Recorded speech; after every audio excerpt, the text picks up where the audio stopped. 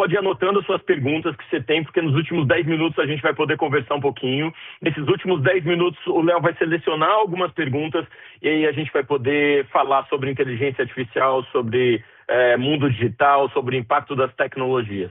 Para quem não me conhece, sou escritor, como o Léo já falou, mas trabalho com inovação e tecnologia há muito tempo. Desde 2013 eu ia num evento internacional chamado South by Southwest, que hoje em dia é muito conhecido pelos brasileiros, mas quando eu comecei aí, sei lá, tinha meia dúzia de brasileiros só em Austin, Texas, nos Estados Unidos. Eu queria entender o que estava acontecendo no mundo digital para aplicar no lugar que eu trabalhava, numa empresa chamada RBS, a Globo do Sul do Brasil. E aí comecei a dar palestras sobre tecnologia, depois lancei um livro sobre paternidade e acabo que hoje em dia eu falo sobre paternidade, sobre tecnologia, sobre criatividade, falo sobre o futuro do trabalho através do nosso escritório de análise de tendências.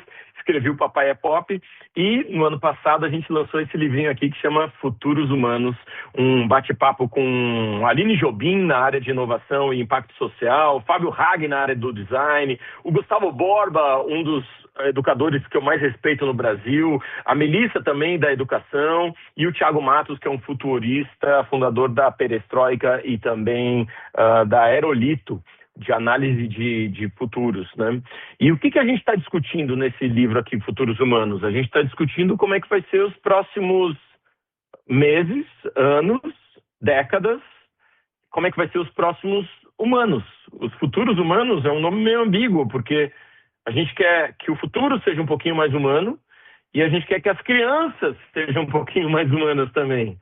Porque uma sociedade que cresce só olhando para a tela, só olhando para celular, uma sociedade que está o tempo todo conectada, uma sociedade que não tem tempo de reflexão, tempo de leitura, tempo de meditação, tempo de dormir, tempo de se relacionar com o outro, tempo de ter uma família, ter afetos, ter amigos. Uma sociedade que está obcecada por consumo, tecnologia e individualismo é uma sociedade doente. E uma empresa, você empreendedor, é a chance da gente criar um pequeno mundo.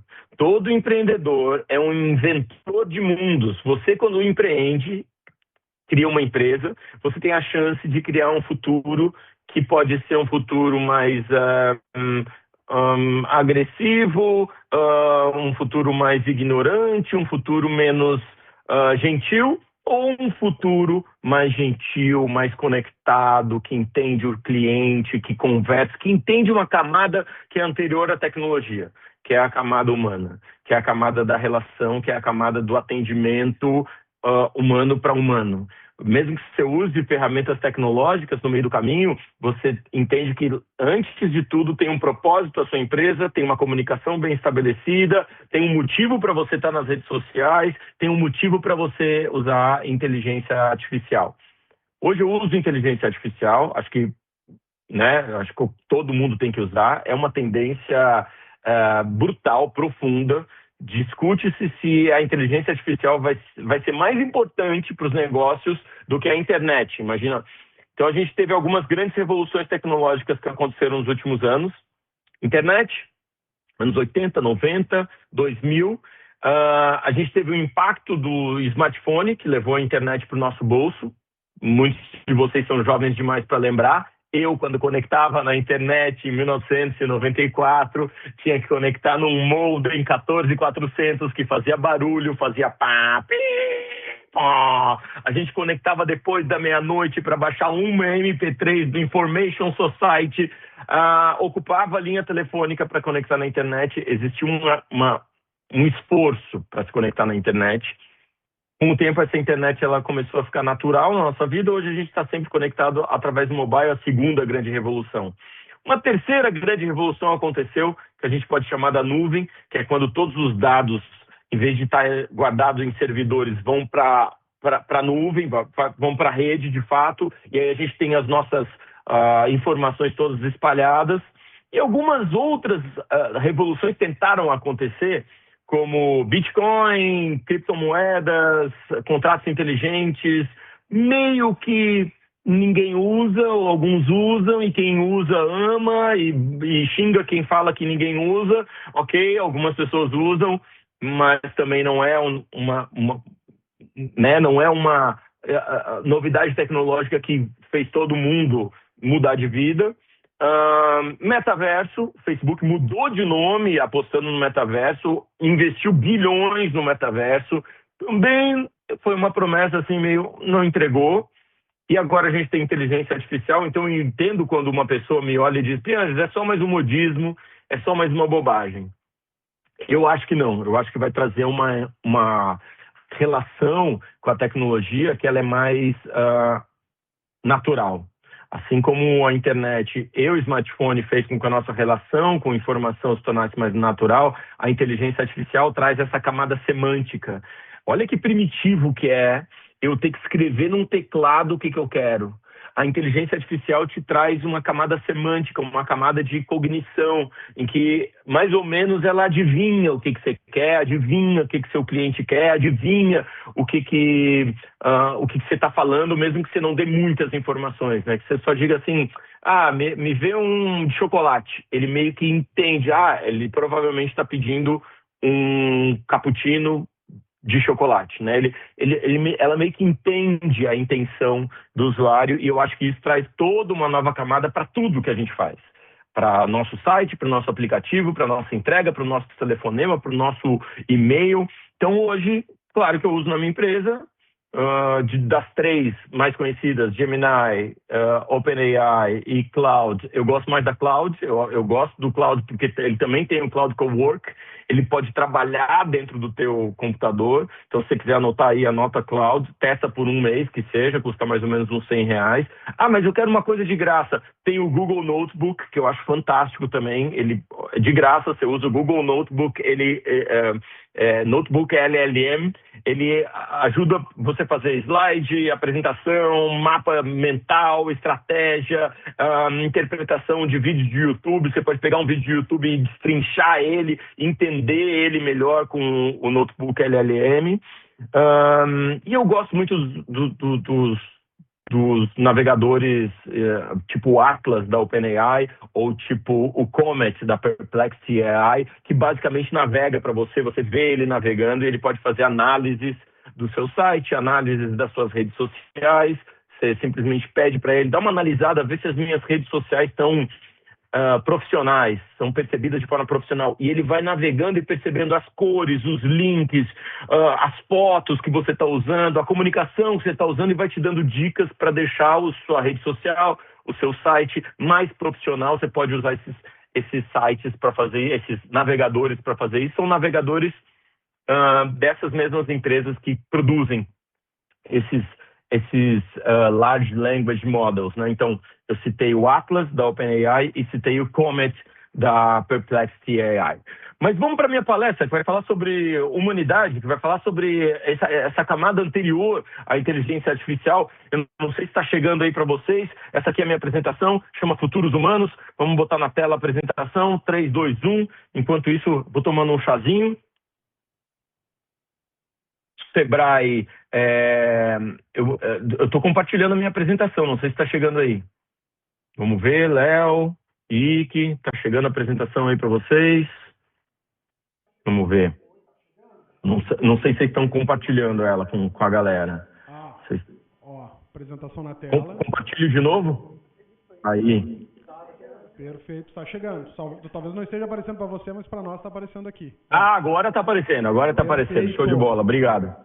Perfeito. Eu vou dividir essa palestra em 3 partes: a inteligência artificial vindo pelo seu trabalho, os humanos contra-atacando com suas habilidades, com as suas capacidades humanas, e vou deixar no final da palestra alguns conselhos à prova de futuro. A tecnologia nos assusta. Sempre que a gente olha para ela, a gente diz: eu não vou conseguir usar, isso é muito complicado. A gente vê as pessoas usando tecnologia e a gente diz: será que eu consigo usar? Não consigo, meu Deus do céu. O que estão fazendo com a minha vida? Era tão mais fácil quando não tinha tecnologia. E a gente pede para alguém desligar a tecnologia e a gente usa as ferramentas do passado como: ai, que bom, a escada não se mexe mais. E aí a gente sempre vê alguém usando tecnologia e fica assustado. Bom, se ele está usando, eu vou tentar também. E às vezes no começo a gente se atrapalha e as pessoas riem do jeito que a gente está usando, vêm nos socorrer, desligar eu ficaria horas vendo vídeos de pessoas em escada rolante pela primeira vez, e tem algumas pessoas que querem ir contra a tecnologia. São pessoas que são os ludistas modernos, que dizem, não, eu vou ser contra a internet, eu vou ser contra smartphone, eu vou ser contra redes sociais, e agora eu vou ser contra a inteligência artificial. E quando você vai contra as tecnologias, elas vêm para deixar a sua vida mais confortável. As tecnologias, elas vêm para facilitar os negócios. Quando você vai contra, você tem mais dificuldade. A gente sabe, esses são dados que as pesquisas dizem, que cerca de 70% do nosso trabalho pode ser automatizado nos próximos anos. A escrita do dia a dia pode ser automatizada em 37%. A inteligência artificial acerta 83% dos diagnósticos de medicina. É 8 vezes mais rápido que um advogado e 300 vezes mais barato que um advogado sênior. Então, a gente vai ver um futuro que vai ter 4 tipos de pessoa. Primeiro, aquela pessoa que é contra a máquina, aquela pessoa que quer destruir todos os smartphones, queimar os servidores, acabar com a internet, morar num sítio e plantar mandioca e criar galinhas. Eu confesso que às vezes eu tenho vontade de ser essa pessoa. Talvez mais para frente, se você tem 65, 75 anos, talvez esteja na hora de você ir para o meio do mato, porque quanto mais velho a gente fica, mais contra novidades a gente é. Toda novidade tecnológica que surge, se você tem 20 anos, você fica muito empolgado. Se você tem 60 anos, você fica muito assustado. E é essa a transição sempre. Com 20 anos, você acha que aquilo vai ser fantástico para o mundo, vai ser revolucionário, e você quer ser um early adopter, quer adotar aquela tecnologia rapidamente. Se você tem 60 anos ou 45 como eu, você já começa a dizer, cara, vou começar a comprar meu terreno lá no meio do mato. Segundo tipo de gente, aquele que vai simplesmente ajudar a máquina. Esse não é um trabalho muito rentável. Ficar atendendo às demandas dos algoritmos e dos robôs, como vocês estão vendo na foto ali, um profissional que ajuda o robô a fazer algo que o robô ainda não consegue fazer, aqui está um dos principais perigos que a gente pode cair no futuro. Tem um trabalho muito mal remunerado que simplesmente as necessidades daquilo que a máquina não consegue fazer ainda. E eu quero, nessa palestra, chamar muita atenção para esse ponto específico. Em terceiro lugar, estão ali as pessoas que estão desenvolvendo as máquinas, os algoritmos, as inteligências que vão governar a nossa vida no futuro. Acho que aqui alguns de nós vão atuar e alguns de nós vão se dar muito bem. Se você hoje começar a utilizar essas inteligências artificiais para desenvolver sistemas que vão solucionar problemas para muitas pessoas, aqui tem uma área de muita oportunidade. E eu acho que o mais fácil de tudo para todo empreendedor é estar naquele último quadrante, como pessoas que usam a máquina. Eu botei o MrBeast ali, porque eu acho que ele consegue olhar para o algoritmo e dizer como é que eu vou transformar isso numa empresa de sucesso, numa comunicação de sucesso, numa instituição filantrópica de sucesso, como ele tem ONG também de ajuda, que ajuda várias pessoas. Então eu queria focar especialmente nessas 2 áreas que eu acho que são as 2 áreas que a gente pode ter mais oportunidade.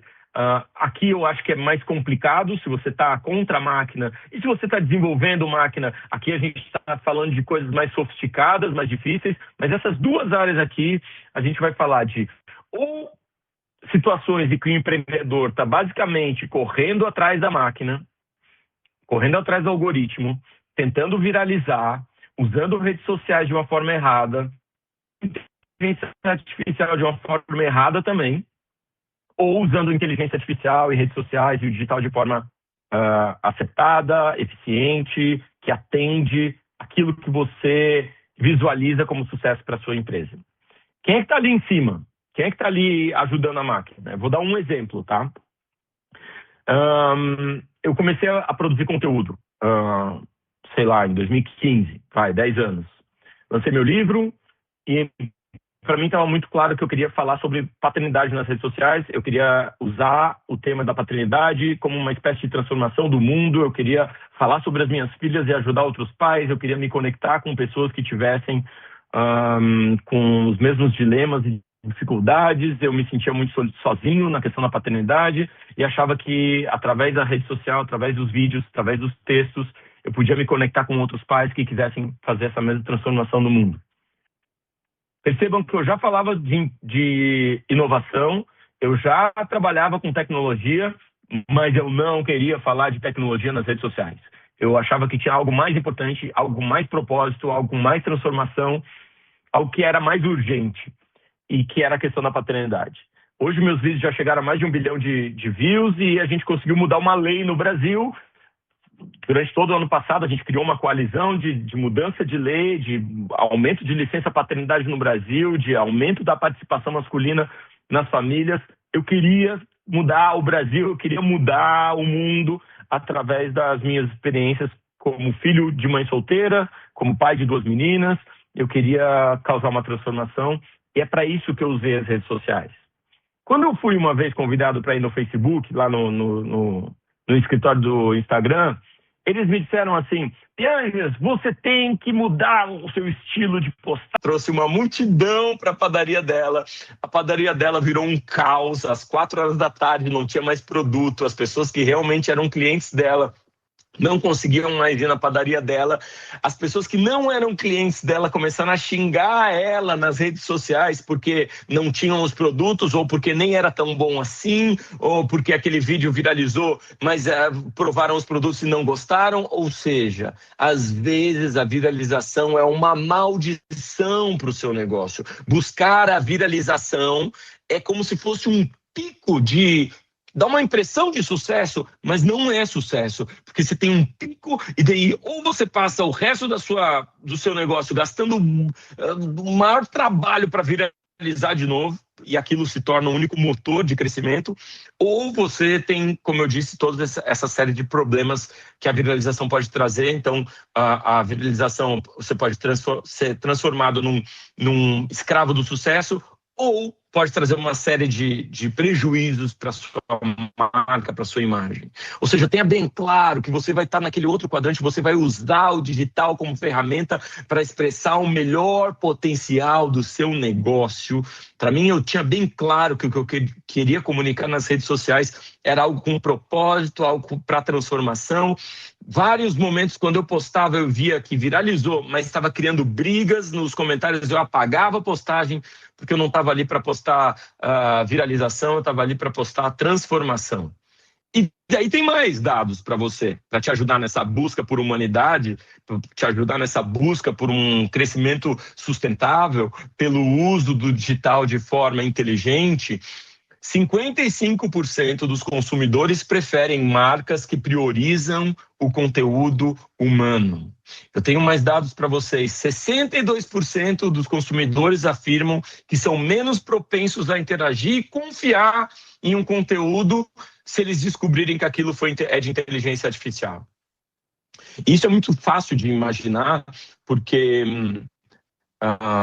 se eu tocar uma música bem bonita para você e você se emocionar, e me perguntar, caramba, de que artista é essa música? E eu dizer, não é de um artista, eu fiz essa música porque eu entrei nas suas redes sociais, descobri quem são as pessoas que você mais gosta, pedi para uma inteligência artificial fazer a letra, pedi para outra fazer a música, e aí surgiu essa música que é perfeita, feita para você.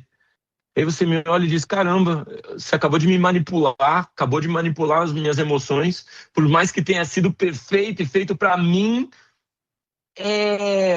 parece um roubo, parece uma agressão, parece uma invasão, se você está tentando alcançar emoção, alcançar relação, conexão, usando simplesmente uma máquina como intermediário, como produtor. Então, é fácil de imaginar que quando você vê um outdoor e você diz, cara, que foto bonita, e você chega perto e vê, não é uma foto, é uma inteligência artificial. É fácil de imaginar que quando você está numa rede social e você passa um texto e diz, cara, que texto bonito, e aí você presta bem atenção no texto e diz, na verdade isso aqui está com cara de ChatGPT, é fácil, na hora você diz, cara, considero menos essa postagem, considero menos essa marca desse outdoor, considero menos essa pessoa que está tocando essa música assim, só para me manipular. E 85% dos consumidores preferem ser atendido por um humano ao invés de um agente de inteligência artificial. Galera, deixa eu falar uma coisa bem importante para vocês, tá? Humanidade vai virar luxo nos próximos anos. Uma pessoa que cuida de você, que atende um telefone, que responde como um ser humano, que é uma pessoa de verdade, vai virar luxo nos próximos anos. Vai ter tanta inteligência artificial em tantos atendimentos, em tanta produção de conteúdo, que vai ser luxo quando você vê uma pessoa genuína, de verdade, uma pessoa falando uma coisa com o coração dela, uma pessoa escrevendo algo com o coração dela, uma pessoa postando algo no LinkedIn que parece uma pessoa e não uma inteligência artificial escrevendo. É uma vergonha quando eu vejo aquele monte de postagem no LinkedIn, é tudo falso. E se você olhar a inteligência artificial especificamente, já tem uma espécie de saturação, de preocupação. Só 10% da população brasileira olha para a inteligência artificial com empolgação e sem preocupação.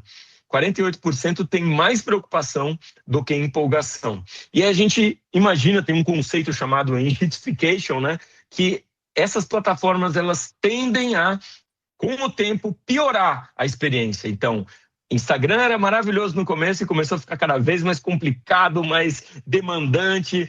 O mesmo aconteceu, sei lá, com Uber, com plataformas digitais, elas tendem a demandar cada vez mais, a trazer você para cada vez mais para um lugar de ansiedade e de até de revolta quando você é o usuário, né? Então, as plataformas vão piorando para o usuário, elas vão esgotando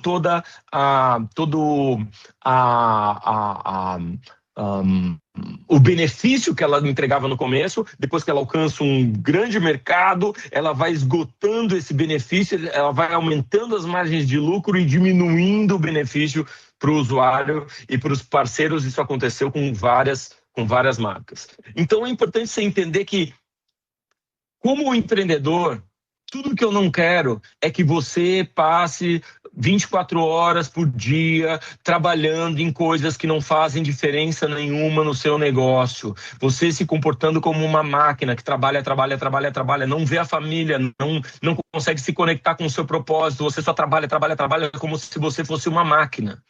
O que eu quero é que você entenda que a inteligência artificial pode vir para o seu trabalho para deixar você mais tranquilo. Só que para isso você precisa entender qual é o seu propósito, qual é o propósito do seu negócio. Qual é aquilo que você pode fazer todo dia que vai entregar mais resultado com um mínimo de trabalho. Então, mais resultado com menos trabalho. Só que mais resultado muitas vezes vai precisar ter a sua humanidade. Então, várias empresas estão substituindo funcionários por inteligência artificial. Vários influenciadores estão usando inteligência artificial para produzir conteúdo. Hoje em dia dá até para fazer dancinha no TikTok com inteligência artificial. Na minha opinião, a inteligência artificial já está produzindo a maior quantidade de lixo digital da história. Tem uma diferença entre uma marca, uma empresa, um empreendedor, uma marca pessoal, uma pessoa que produz conteúdo de forma humana e vai gradativamente construindo uma comunidade de verdade, e uma outra marca que simplesmente produz lixo para viralizar ou para, enfim, convencer as pessoas de algo. Claro que você pode usar a inteligência artificial para o bem. Claro que você pode. Hoje está tão fácil de produzir um logo, tão fácil de produzir um site. Hoje em dia está tão fácil de produzir um aplicativo. Hoje em dia está tão fácil de produzir uma forma de conexão com a sua... Está tão fácil. Tem o Lovable, tem o Cloud Code, tem muitas ferramentas para te ajudar a fazer um aplicativo maravilhoso para você se conectar com a sua comunidade. Mas é importante fazer esse passo anterior de entender quem é a sua comunidade. Senão você vira um produtor de lixo também. Você vira alguém que vai fazer um site que é igual a todos os sites, que é igual a todos os sites, que é igual a todas as fotos, e sai para ver, e todas as fotos são iguais, e todo mundo... Aí, de vez em quando, aparece uma pessoa assim. De vez em quando aparece um vendedor de sorvete, que não é o melhor vendedor de sorvete do mundo, que pode não ter o melhor sorvete do planeta Terra, mas o cara, na hora que vai vender um sorvete, dá um show. E aí você começa a se lembrar que a humanidade, ela é imprevisível, a humanidade, ela é adorável, ela é diferente da máquina, porque ela encanta cada uma das pessoas. Um médico que, quando vai dar uma vacina, ao invés de dar a vacina e sair correndo, olha para o bebê, conversa com o bebê, ele tem a chance de exercitar a humanidade dele, cantando e dando a vacina. O bebê nem notou nada, caramba, é só segurar, o bebê nem chorou, de tão entretido que ele tá.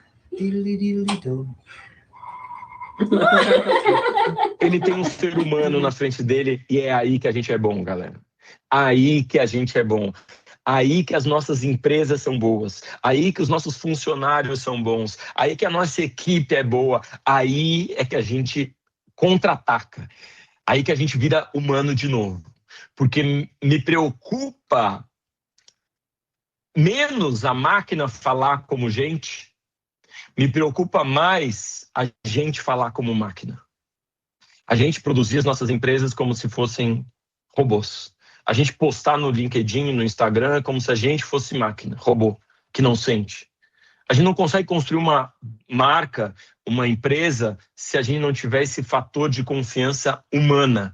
E me parece que muitos empreendedores estão se deixando hipnotizar pela produção de lixo nas redes sociais. 67% dos consumidores globais sentem fadiga de marketing, fadiga daquele marketing repetitivo, clássico, que todo mundo faz. Sempre que você estiver no Instagram e tiver alguém dizendo para você: olha o que está bombando agora, você já tentou fazer desse jeito, porque esse jeito aqui é o jeito que está bombando lá fora, e essa música está viralizando. Sempre você ouve aquilo e diz: opa, é isso que está viralizando lá fora.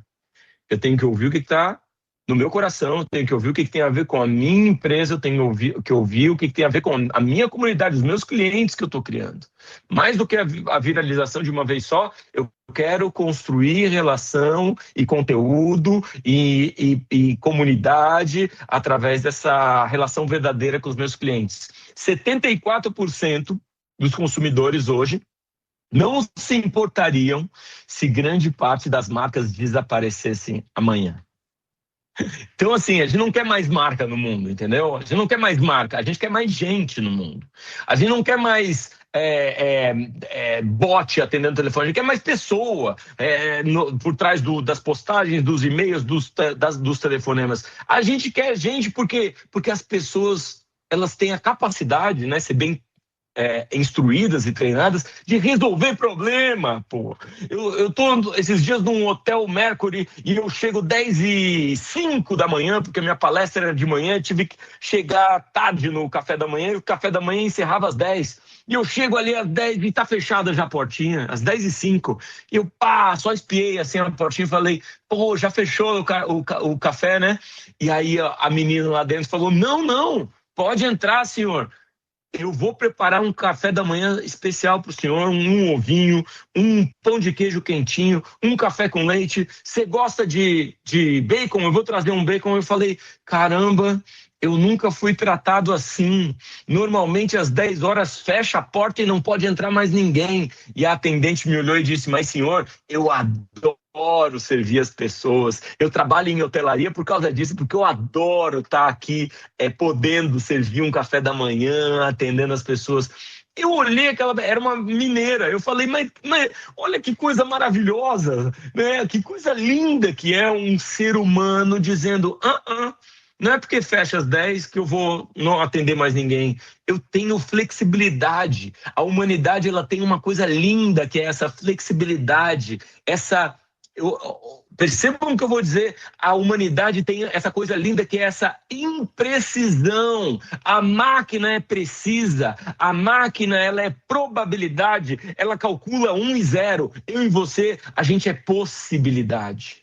Eu e você, a gente pode fazer o impossível. A gente pode fazer o ilógico. Eu e você, a gente pode criar formas de se conectar com os outros. Essa é a regra na Disney. A Disney, a primeira regra de quem trabalha na Disney é se conectar com a pessoa que está na sua frente. Segunda regra, fazer o seu trabalho. É claro, todo mundo tem que fazer o seu trabalho. Terceira regra, se der para fazer algo a mais, você faz algo a mais. Se der para surpreender o seu cliente, você surpreende. Às vezes é uma cartinha escrita à mão, às vezes é um biscoito a mais, às vezes é um bombozinho que você vai dar, às vezes é uma fotografia que você vai tirar, não importa, é uma coisa que às vezes é tão barata, tão barata, tão barata. Uma vez eu vi uma pesquisa de satisfação ou de o principal fator que as pessoas buscam num atendimento, qualquer atendimento de qualquer empresa. Primeiro lugar estava ser tratado com dignidade, cara. Olha isso. Primeiro lugar, ser tratado como um ser humano, com dignidade, cara. Me trata como gente, não me põe para falar com um robô, não me fica jogando pro telefone número 2, e agora pro ramal 4, e agora pro ramal 8. Não me trata como idiota, meu irmão. Me trata como ser humano. Essa é minha amiga Roberta, uma empreendedora do Brasil. Ela se formou em jornalismo comigo na UFSC. Eu sou nascido em Florianópolis, estou filho de mãe solteira. A Roberta é mãe solteira também. E conheci ela no primeiro dia de aula na UFSC, na Federal de Santa Catarina. E juntos, né, a gente fez o curso de jornalismo.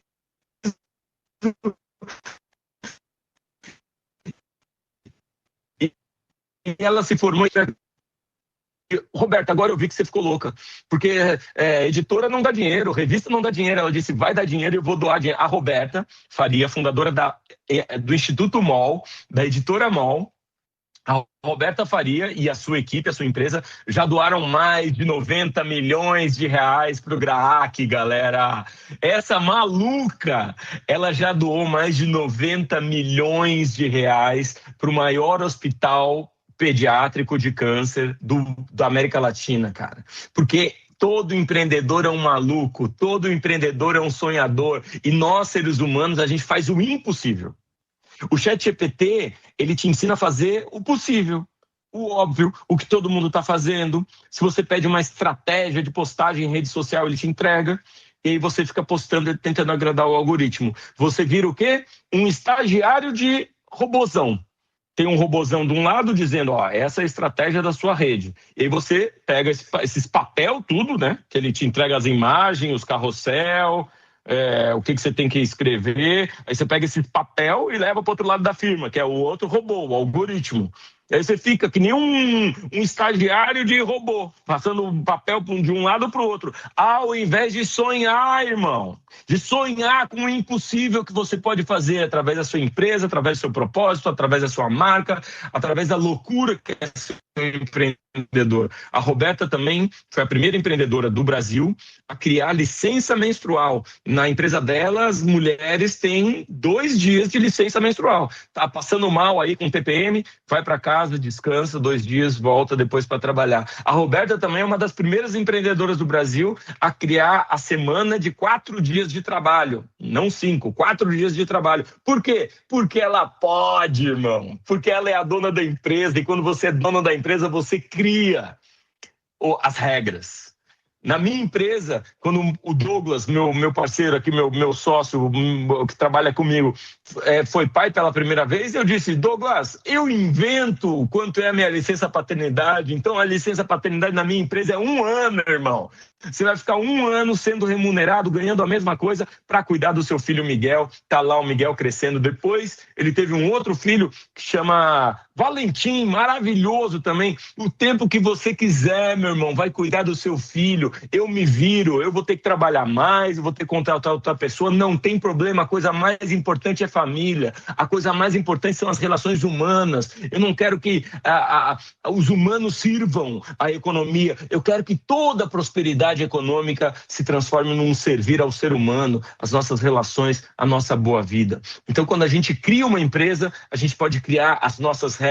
Esse é o meu amigo Fábio Hag, também empreendedor. Ele defende a ideia de criar uma empresa calma. Então a empresa dele tem vários funcionários, mas todo mundo tem que estar calmo, ninguém ansioso, ninguém nervoso, ninguém brigando. E ele tem essa 17ª cláusula nos contratos que ele faz com grandes empresas do Brasil e do mundo. Ele colocou essa cláusula no contrato. A licenciada concorda que nós devemos ser gentis e que tentaremos fazer desse mundo um lugar melhor para todas as pessoas. Olha que lindo. Eu fiquei inspirado, botei na minha empresa também. Toda empresa que me contrata a minha consultoria, minha palestra, tem lá uma cláusula que fala sobre gentileza, sobre o cuidado, sobre como a gente pode ser melhor nas nossas relações. O Richard Branson, fundador da Virgin, ele falava isso. Uma marca deve oferecer para as pessoas uma vida mais rica e mais gratificante, ou então nem precisava existir. Uma marca deve oferecer para as pessoas uma vida mais rica e mais gratificante, meu irmão. Esse é seu papel no mundo. O Forbes, fundador da revista Forbes, em 1917, ele dizia, no primeiro editorial da revista Forbes, aquela dos bilionários, ele escreveu: negócios foram criados para produzir felicidade e não montanhas de dinheiro. Você está entendendo o que eu estou falando, meu irmãozinho? A sua empresa foi feita para produzir felicidade nesse mundo, felicidade para sua família. Nenhuma empresa vale a pena se você vai perder o seu casamento, a sua família e seus filhos, irmão. Nenhum milhão, nenhum bilhão, nenhum trilhão vale a pena se você vai perder a sua família, empreendedor. Marcas que importam para pessoas que se importam, é isso. Quando alguém cancela o seu e-mail, olha que coisa linda, olha que pessoa bondosa que a pessoa foi. Ela não quer mais receber seu e-mail. Que bom que ela te falou isso, senão você ia estar mandando e-mail para ela, aqueles spam de e-mail que todo mundo odeia, a sua marca ia estar sendo diminuída na relação com quem realmente se importa. E então é bom quando alguém para de te seguir, é bom quando você alcança 100 pessoas e não 200 milhões de pessoas. Por quê? Porque você está falando com as pessoas certas, as pessoas que se importam, as pessoas que vão se importar daqui a 1 ano, as pessoas que vão se importar daqui a 2, daqui a 3 anos. E é tão importante isso, porque daí você tem coerência na tomada de decisão, você tem mídia espontânea, porque tudo que você faz é coerente, as pessoas começam a comentar sobre essa sua coerência. Você, em vez de ter clientes, você tem fãs, né? A sua comunidade começa a se apaixonar pela forma que você se posiciona, e você tem um escudo para lidar com crises quando as crises chegarem. Eu gosto de mostrar esse gráfico para ajudar empreendedores a posicionar suas marcas, né? Então, alguns vão querer fazer uma marca bem relacionável, por exemplo. Bem relacionável e bem confortável, lá embaixo, assim, como se fosse o vizinho, sabe? Eu quero que a minha marca seja um vizinho. Ou então, não, eu quero fazer uma marca bem agressiva, bem aventureira, bem inovadora e, ao mesmo tempo, inspiradora. Perceba que a Apple, por exemplo, ela começou desse lado, como um maverick, como uma marca aventureira. Ela fez aquele clássico anúncio anti-IBM, em 1984, falando assim que 1984 não seja como 1984, né, por causa do Big Brother, do George Orwell, do livro. Então ela se posiciona como a diferente, a criativa, a maverick, a aventureira.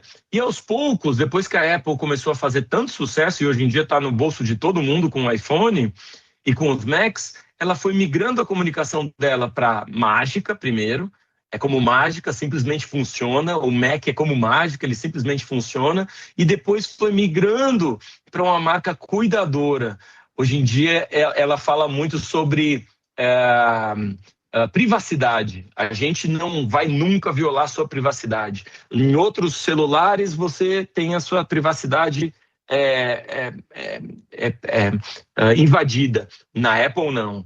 Então, olha como ela migrou de ser uma aventureira para uma marca de magia e realeza, né, de luxo, como os relógios da Apple, as lojas da Apple, luxo puro, e aí foi lá para a parte mais confortável desse gráfico, que é a marca cuidadora, a marca que protege a sua privacidade, a marca que cuida de você. Ou seja, as marcas, elas podem caminhar também a sua comunicação, mas elas gradativamente elas têm que saber. Não é lógica, é ilógico. A gente ama os nossos filhos de uma forma ilógica, e essa é a beleza do ser humano. Gut Feelings are Guardian Angels. Todas essas empresas aqui foram fundadas num ano de crise na economia americana, galera.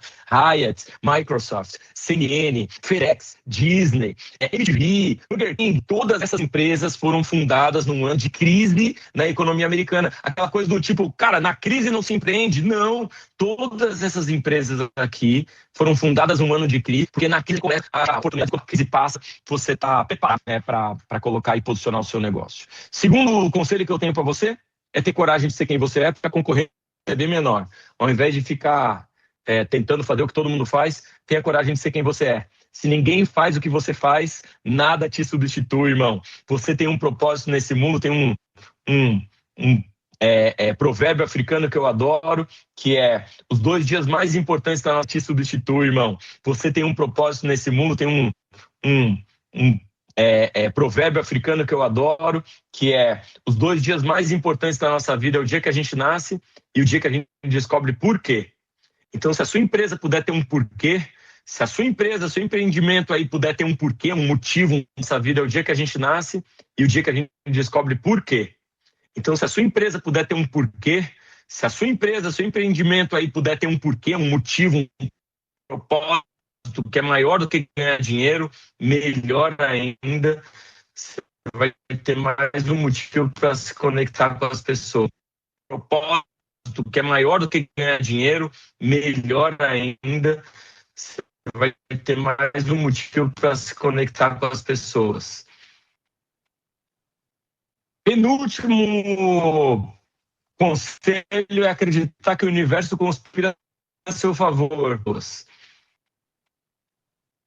Penúltimo conselho é acreditar que o universo conspira a seu favor. Pronoia é o contrário de paranoia, gente. Paranoia é quando a gente está muito paranoico, não dorme, está sempre achando que vai dar tudo errado. Pronoia é quando a gente está sempre achando que vai dar tudo certo. É quando a gente dorme e diz assim: não, Deus vai cuidar disso aí para mim. Amanhã eu vou acordar e vai estar tudo certo. E no outro dia as coisas dão certo, porque existe, de fato, quando o seu cérebro olha para o lado positivo, você de fato se torna mais sortudo. O cérebro de quem acredita que pode aprender qualquer coisa, ele é de fato mais ativo. Então, quando você está o tempo todo com essa mentalidade de crescimento, você está vendo oportunidades.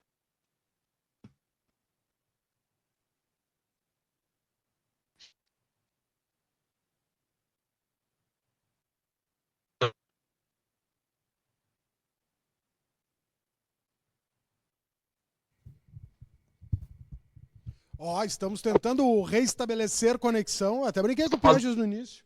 Uma brincadeira. E aí a gente assume as nossas falhas ao invés de esconder as nossas falhas. E a gente está o tempo todo...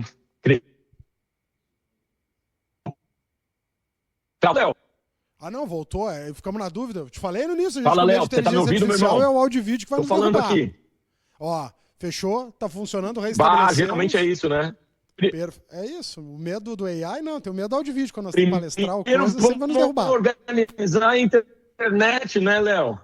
É isso. Tu foi mostrando essa evolução. Isso a gente achou sensacional. Não tem como brigar contra algo que veio. Você tá me ouvindo bem agora, Léo? Agora tô te ouvindo. Acho que quando tira a apresentação melhora um pouquinho. Agora sim. Tá, tu já criou uma polêmica aqui, né? Quando você falou do Figueirense, teve um que gritou que já vai virar um time fora de série daqui a pouco. Então, já tocou o terror. Eu adoro criar polêmica. Um time fora de série. Para terminar, eu só queria deixar esse conselho, que é medir o nosso sucesso não pelas coisas que o dinheiro consegue comprar, mas pelas coisas que nenhum dinheiro compra. Medir o nosso sucesso pela quantidade de família e amigos que a gente tem, medir o nosso sucesso pela quantidade de afeto que a nossa empresa, feedbacks amorosos que a nossa empresa recebe, impacto que a nossa empresa causa no mundo. Então, isso não tem preço. Quando alguém diz assim, cara, a tua empresa mudou minha vida, aquilo que tu me falou uma vez mudou minha vida, esse produto deixou a minha vida muito melhor, isso não tem preço. Então, eu recomendo todo empreendedor a não medir o seu sucesso pelo dinheiro que ele faz, mas medir o sucesso pelas coisas que o dinheiro não compra. Sensacional, quase alinhado isso que você falou. Meu pai tinha uma frase muito boa que era: o mundo é muito raso para você se guiar por ele. Então eu acho que esse entendimento que você falou de o que te torna único, o que te torna especial, até eu adorei que algumas frases que você falou repercutiu muito aqui, tirando a do Figueirense aqui, que já criou polêmica, mas quando você elogiou o tratamento que você recebeu em Minas Gerais, não só o Sebrae Santa Catarina, mas o Sebrae Minas Gerais está junto aqui com a gente, aí adorou, porque essa hospitalidade mineira, eu acho que é quase que o cartão de visitas. E olha essa informação, a gente foi pegando algumas coisas no chat. Um que eu tive que botar aqui que eu adorei, que é o único que eu vou citar nominalmente, que foi o João Alfredo, que ele falou: tenho 71, partindo para 72 ainda esse ano. Então ele já é um jovem inovador, né? Um jovem há mais tempo. Um jovem há mais tempo que nós. Muito legal. Sensacional. E vou te lançar uma provocação aqui, que eu acho que tem uma que é boa, que eu acho que tudo que a gente falou, que eu acho que é: como não servir a um algoritmo se você está inserido dentro de uma plataforma? Maravilhoso, cara. Eu acho muito simples. Por exemplo, né? Temos que usar o celular para fechar negócio? Temos.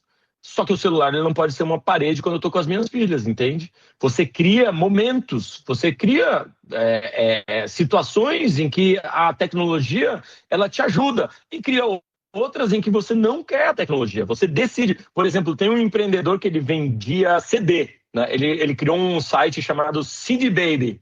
E normalmente você faz uma compra online, você recebe uma resposta online por e-mail e tudo mais, né?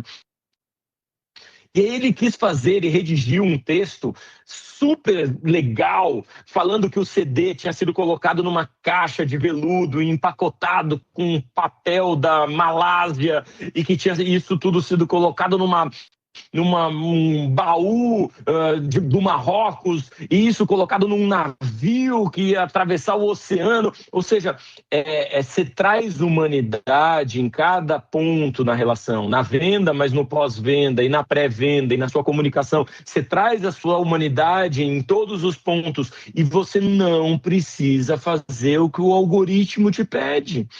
De novo, as pessoas dizem assim: eu mandei 100 e-mails e 15 pediram para parar de assinar a minha newsletter. Que bom! Agora a gente tem exatamente a amostragem que se importa com a nossa marca. Apenas eu postei, fiz um post, como você falou, com o meu coração, como você falou, com o propósito da minha marca, como você falou, com uma comunicação que transforma o mundo, e só deu 5 curtidas. Galera, são as 5 curtidas que importam. É melhor do que ter 120 mil curtidas que não se importam, que não compram o seu produto. Você tem que entender o que é sucesso de verdade para sua empresa. Se é ter um vídeo viralizando com 1 milhão, é ter um carrossel lá que todo mundo passou para o lado e que tem um engajamento, ou se é vender produto, se é vender serviço, se é ser uma marca conhecida, se é criar uma comunidade de pessoas que vão defender você no boca a boca. E me parece que as pessoas estão hoje em dia muito hipnotizadas pelo algoritmo, se esquecendo do básico de qualquer negócio. As conexões, você deu quase um spoiler, nada combinado, mas teremos uma palestra ainda sobre isso, de a importância de contar boas histórias, como que você traz a sua marca e utiliza esse impacto. Eu acho que agora, só para nós finalizar, talvez com uma última que veio lá do Sebrae Play de Minas, que é: qual é a habilidade que você acha indispensável para quem talvez vá trabalhar com AI? E ele falou ainda nos próximos 5 anos. Cara, o jogo tá tão louco que tu não sabe prever até o final do ano a habilidade que você tem que ter, né? Mas se tu fosse esse modelo de futurologia, como a gente tá com a galera 40+, aqui, um mandinazismo, seria essa habilidade de mandinar que a pessoa precisaria ter, tô olhando talvez para esse futuro de inteligência artificial daqui 5 anos. Como é que você imagina isso? Eu vou falar 3 coisas e eu acho a mais importante de todas a terceira, tá? É a terceira. Parece clickbait, né? Mas eu acho, em primeiro lugar, entendimento tecnosocial. Então, entendimento tecnológico e também social, como as pessoas se comportam, entendeu? Como elas estão esperando que a sua marca se comunique. Não conhecer só de inteligência artificial, mas conhecer de gente, de pessoa, tá? Primeiro lugar. Segundo lugar, autonomia cognitiva. Porque se a gente se deixa levar pelo que o robô, o algoritmo e mesmo a inteligência artificial nos pede, nos demanda, nos diz que é o certo, a gente não tem autonomia cognitiva. É muito importante ter autonomia cognitiva. Dizer assim, quando todo mundo está indo para um lado, dizer assim, mas daqui a 2 anos, será que todo mundo vai estar assim ainda? Todo mundo indo para cá, por que eu quero ir com todo mundo? Essa autonomia cognitiva, esse senso crítico de dizer, não, cara, não tem nada a ver com a minha marca ou com a minha empresa isso aqui. Eu permaneço aqui, ou eu vou para o outro lado. É muito importante. E para mim, daí o terceiro, que eu acho que é o mais importante de todos, bom gosto. Porque a moda e a arte, ela sempre mudou. E a inteligência artificial, ela é baseada no passado. E a arte, o bom gosto, ele é baseado no futuro. Sempre que a arte estava bem comportadinha, veio um maluco lá e fez um cubismo, entendeu? E dali a pouco, todo mundo ouvindo jazz do Miles Davis e veio os Beatles. E aí todo mundo ouvindo os Beatles e veio os Sex Pistols. Entende? Essa coisa de entender assim, o que é o próximo bom gosto, essa sofisticação de olhar ao redor e dizer, cara, isso tá meio furreco, isso tá meio bregão, isso tá meio tosco. Porque não importa quanto tu entende de inteligência artificial, se tu tiver um mau gosto, cara, vai ficar sempre ruim os teus negócios, velho. Mas o Gemini fez o vídeo aqui pra mim, o VO fez o vídeo pra mim, mas ficou bregão, velho, ficou tosco, mano.